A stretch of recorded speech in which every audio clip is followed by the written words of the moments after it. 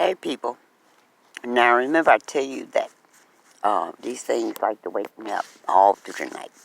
These trucks have been going through here in the area, making all kind of noise all through the night.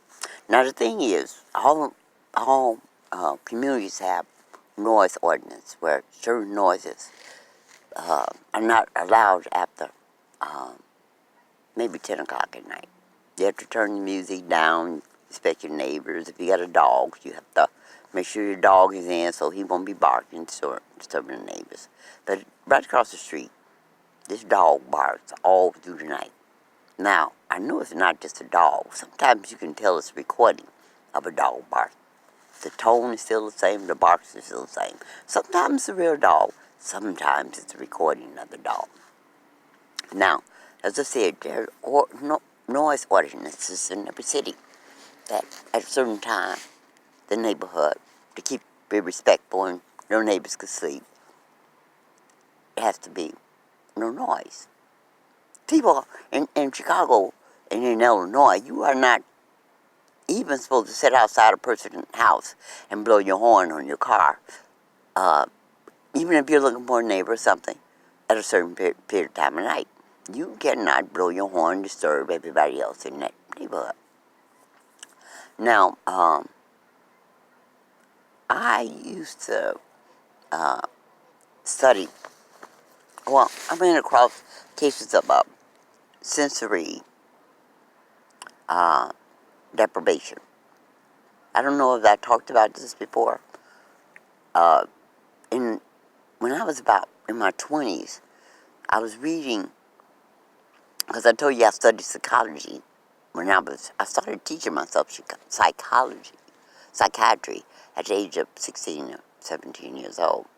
So I went through a lot of different things to find out what made people tick, what was going on with technology, and this and that. And one of the things I came across was sensory. They mess in my head. I'm gonna have to come back. Wait a minute. Okay, that took about 3 minutes. They still playing in my head, and they use that technology to make us. Our memory don't work so well. It's not just a memory. I know these things, but when they play in my head, I can't bring it up. I can't think about it. But it's called, once you do your research, those of you that can, sensory deprivation. And like I said, in my 20s, I was reading how you needed sleep, 8 hours sleep a night. But when you close your eyes and just go to sleep, it's not just sleep. It takes about, I forget the period of time, it's been so long ago, but then you go into REM sleep. That's the sleep where you're at your deepest sleep. And they say your eyes flicker. You can see the eye movement behind the closed eyes. You're in a deep sleep. And then I studied the cases where they were talking about studying sensory deprivation, where they would put people in this tank with no sense of smell, no sight, no hearing. It was like he was in a vacuum somewhere, to see how people react without being able to smell, see, touch, feel, hear. You know what I'm saying? And studies show that if you're without sleep for more than 3 days, I'm going to do two or three videos about sensory deprivation.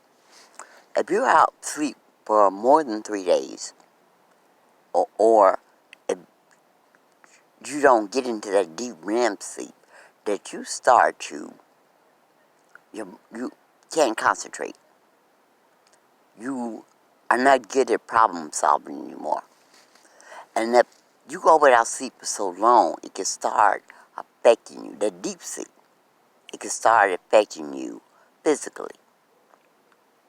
So these things have been doing in study. I got my, and they know about sensory deprivation.